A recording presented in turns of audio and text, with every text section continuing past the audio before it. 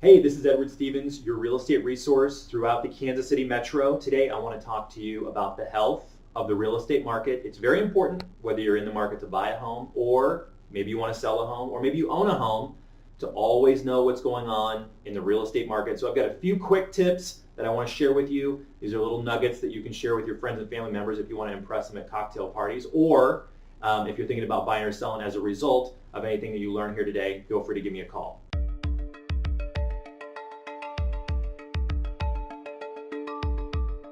So the number one question that everybody has is it a buyer's market or is it a seller's market? And first of all, let's define what that means. A buyer's market has to do with months of inventory. How many homes are available for buyers to buy at any given time? So in Johnson County, which is where we're going to focus in this video, there's right now 1.2 months of inventory. So a good way to think of months of inventory is how many months would it take to deplete or sell all of the homes currently on the market if no new homes were listed? 1.2 months of inventory is extremely low, which means we are extremely in a seller's market. Next, we'll talk about price per square foot of homes throughout Johnson County. Now, as an average, $144 per square foot is what you could expect to pay for a home in Johnson County. Now, that's a rough estimate. That number of $144 per square foot has actually climbed. Back in July 2018, it was actually $139 per square foot, but it started to go up. And just look at that as a basic sort of idea of what the homes are going to be running, but make sure you get a comparative market analysis if you're trying to get a specific valuation for a home you might be buying or a home you're going to put on the market. Another question you're probably wondering, especially if you have to sell a home, is how long on average is it going to take before your home, sells? And so right now we're looking at about 24 days on the market. That means it took 24 days of live, being active, being marketed before a buyer came in and ultimately made that winning offer to buy your home.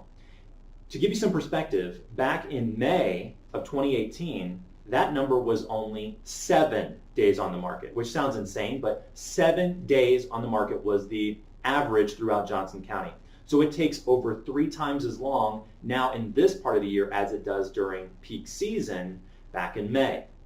Also, to give you a little bit more of a reference, back in 2011, it took 82 days to sell a home back in this part of the year, this winter part of the year. So one of the biggest determinants on how the housing market shapes up is interest rates.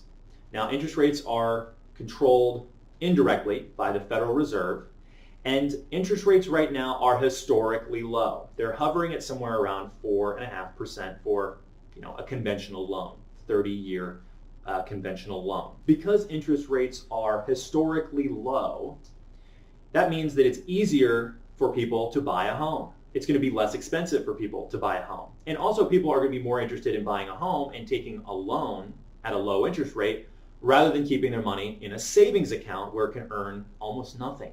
So you have lots of people going out, maybe buying their first home, maybe upsizing and getting a bigger home because they can afford it because loans are relatively inexpensive. This is driving a lot of the prices throughout Johnson County homes. It's driving those prices upward. It's also causing a lot of builders and other people who are in the development space to build new homes, and those homes are being built in Western Olathe, Western Lenexa, Western Shawnee, even into DeSoto, and lots going on in South Overland Park.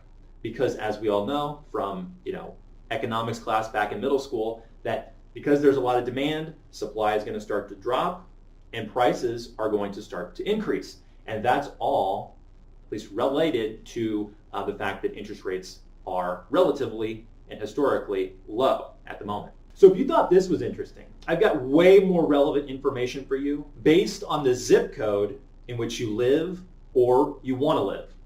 There's things I can't get into in this video that would be super interesting to know, and if you're thinking about doing a refinance or moving, selling, buying, you've absolutely got to know them. Things like original list price to sale price ratio, the number of listings, the number of sales, the number of expired listings in this zip code.